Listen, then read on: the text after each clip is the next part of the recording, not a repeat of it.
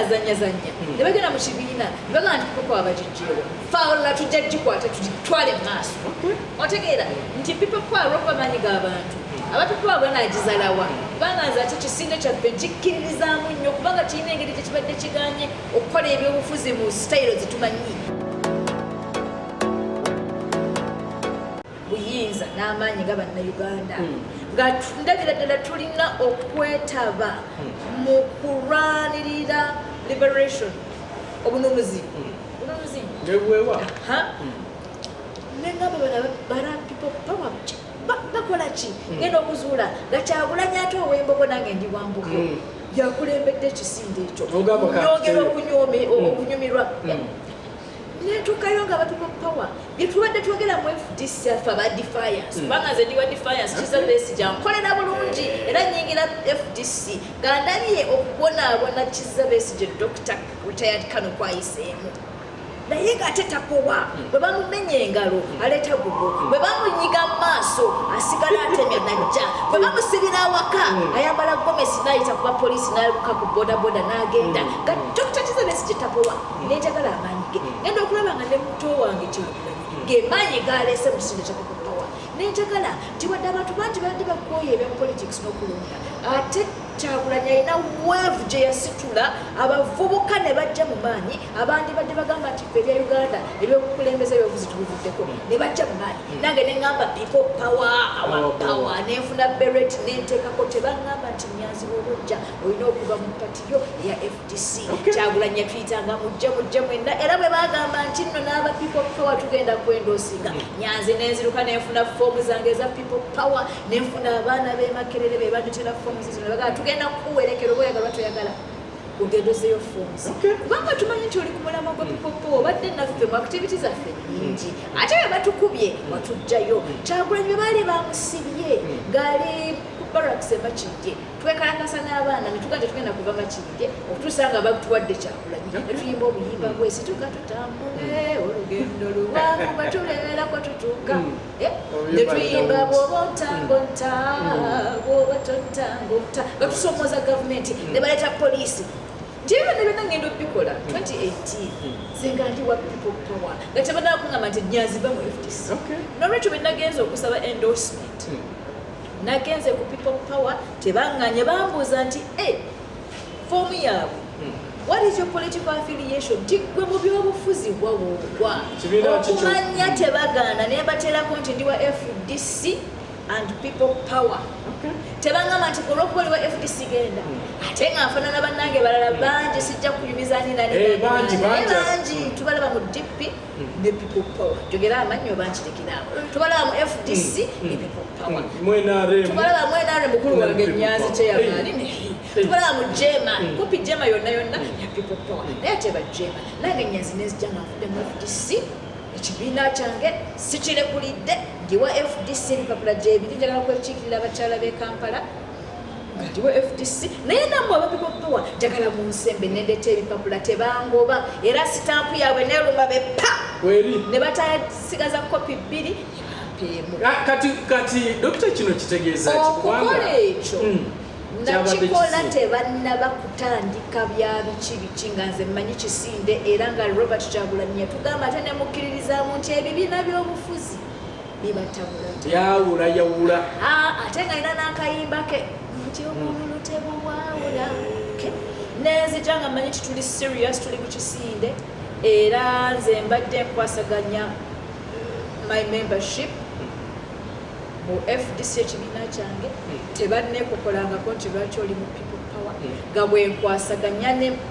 membership yange mu kisinde kubanga ekimu kibadde era kisigadde FDC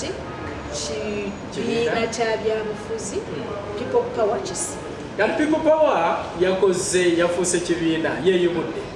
wano wenjagala ebirowoozo byoba vyuyo nti kati oli waaki kubanga ekisinde kyavuddewo kisinde tekinnaba kuvaawo saagala kibiina ki dokita kakati ze kannyonnyole okutegeera kwange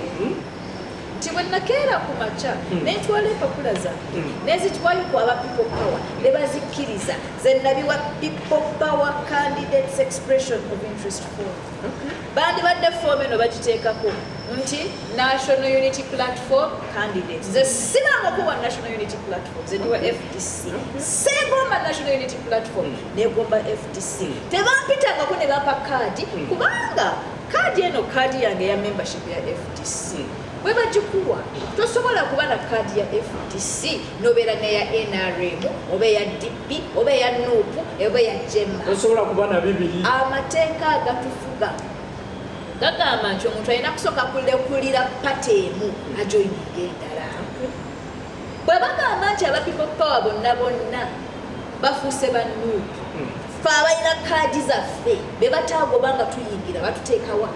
bwe naleeta empapula zange zino nazireetera people power nga saagala kunyingiza kibiina kya bifuzi kirala ze ndeetedde kisinde nga mmanyi nti ekisinde gaba maanyi g'abantu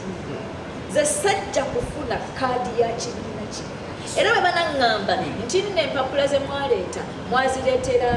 kibiina kya National Unity Platform jabbagamba nti empapula zange muzimpe ate mbatwale ne mu kkooti kubanga batubuzaabuza siwanga mpapula zange ba National Unity Platform sigimanyi ze platform eyo nali ngimanyi ng'eriwo yatandika mu 2004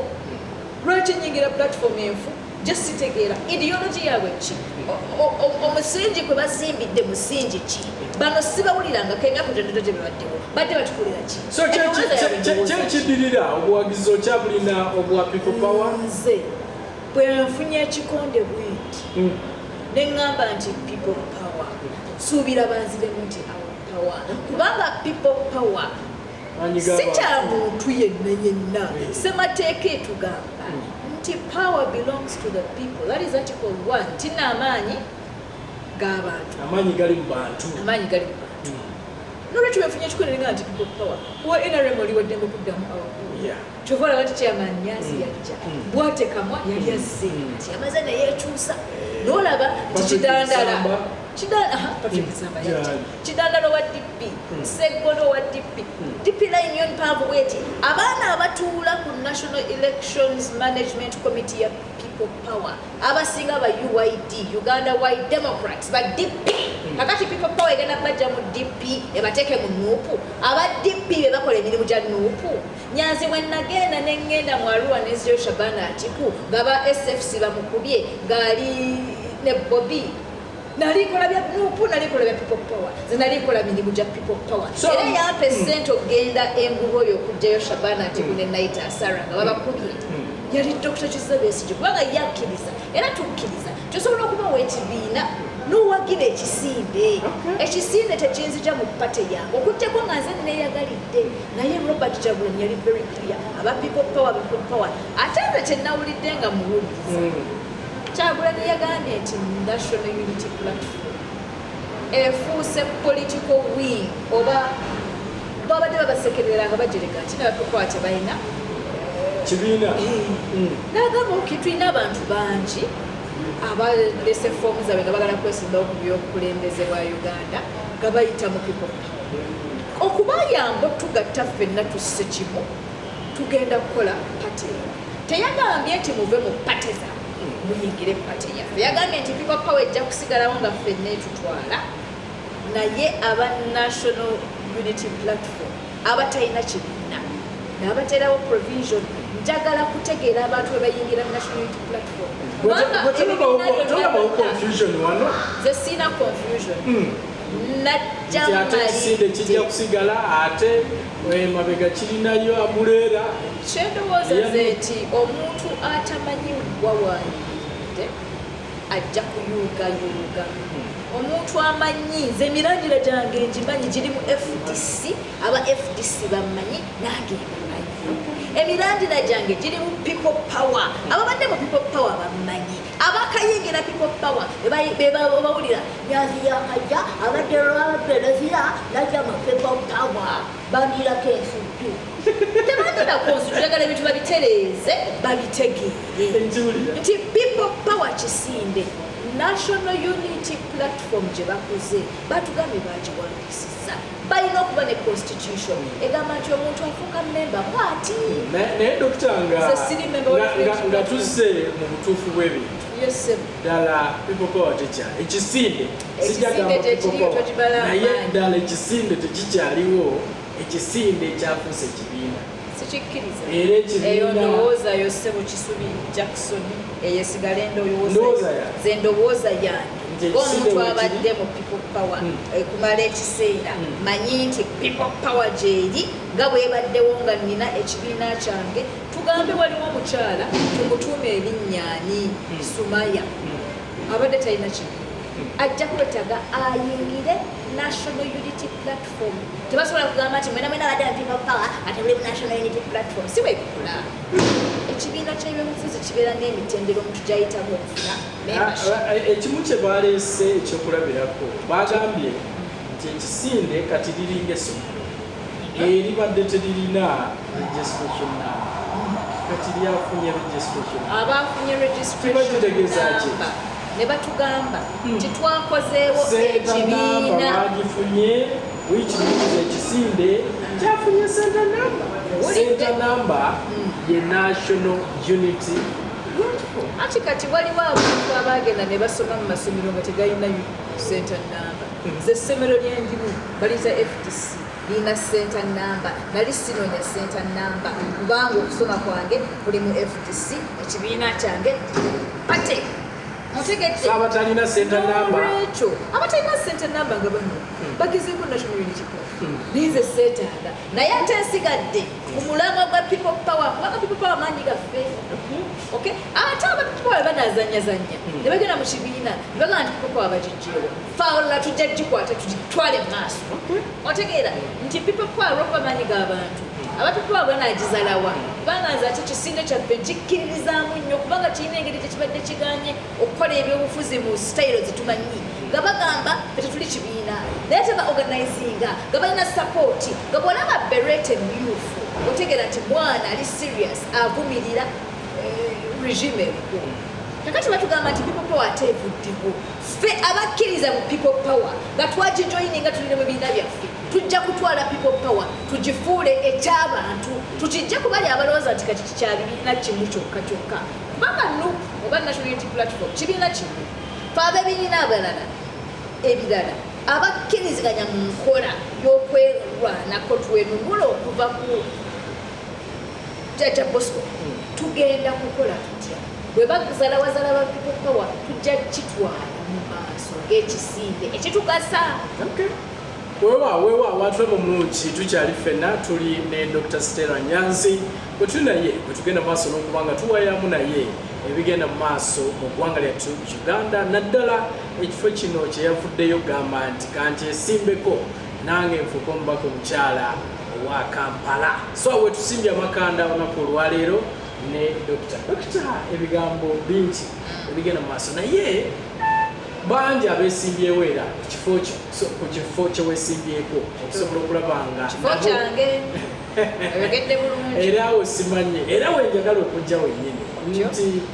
gwe okakasa otya nti ekifo kino onaasobola okuba nga okitwala kubanga ne gy'ova mu people power yennyini eriyo abaliyo abagamba nti tukyekwanyiza n'abali mu bibiina ebirala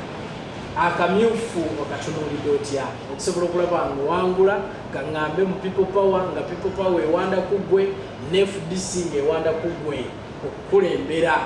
okugikulembera okufuuka omubaka omukyalo wa Kampala. Ekibuuzo ky'obuuziza kirungi nnyo kubanga olaze nti otegeerera ddala ebyobufuzi ebya elective politics oba ebyobufuzi okukyusa abakulembeze nga tuyita mu kalulu okuvuganya nga tuyita mu kalulu tulina ebibiina ebyobufuzi sisobola kugamba nti mu FDC zenze katubidde bwe bagamba nti tugenda kuvuganya tukyusa abakulembeze abatukiikirira batuwa omukisa abeegwanyiza ebifo ebyo ababyeyagaliza tuleete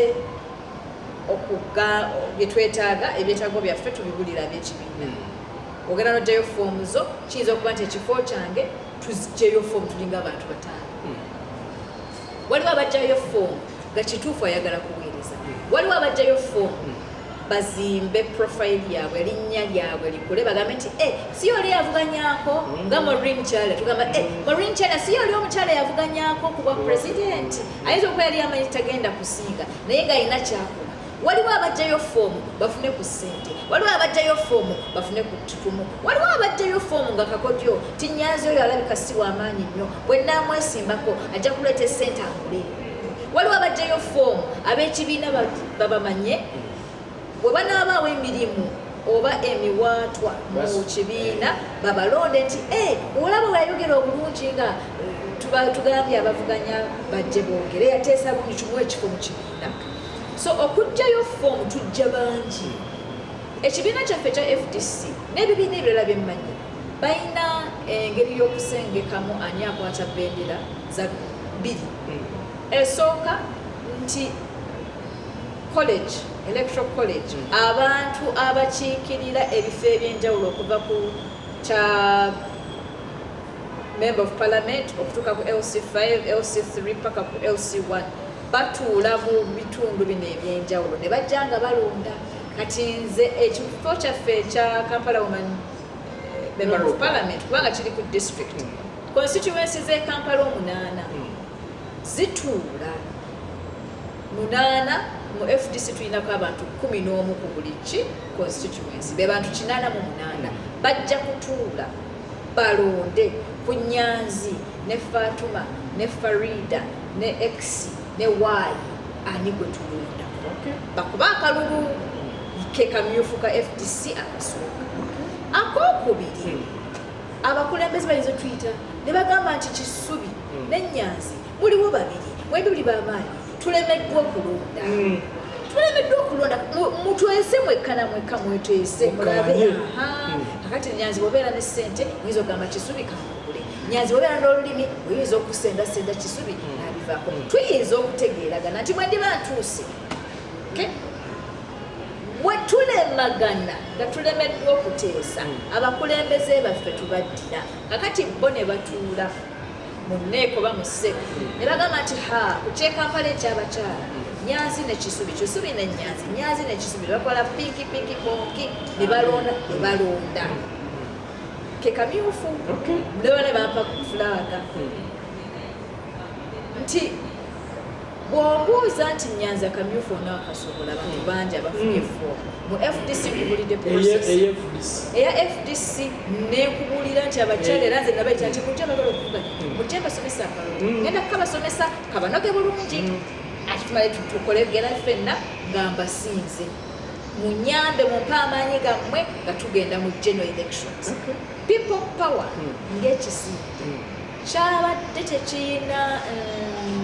nsengekano nuŋŋamu oba emanyiddwa mu bantu tugenda kufuna nga bwe ŋŋambye nti bajja bangi buli ayagala waogeewulira jangu kaakati ng'ogamba nti nange nanjagadde n'oli n'agamba era natwalayo foomu zange ngenda okwesanga ngeri y'abalala bapawa baleese kirungi nnyo nzerooza kirungi nnyo okuvuganyizibwa mu kibiina oba mu kisinde mwova kubanga era oba tukwesiza maanyi go wekka okwesemba naye oba osembeddwa abalala nga n'okuwakana otandise okuvuganya ne banno bwe mulina endowoozeemu n'ovaamu nga gwosi people power ndowooza tutuyingidde akaseera k'oggulu ne bazuula nti tetumaye tugenda kusengeka bantu bonna ne bateekawo national elections management committee ne batugamba mulete foomu bajja basunsula kakati ffe ababikozi netutandika okubuuza ebibuuzo mugenda tusunsula mugenda kukozesa criteria ki mugenda kutunuulira ki bo ne bagamba ebisaanyizo bye baagala beera ne national aid tulage obukulembeze bwobadde nabwo olina busobozi kibwogenda okuleeta balina bye batusaba naye tebaatubuulira nti kakati ku Kisubi ne Nyanzi ne Kasule abatudde wali tugenda kukozesa kino na kiri okulondako kyova olaba nti ze nagenda mu people power nga mmanyi nti tebagenda kumpa bendera bagenda kumpa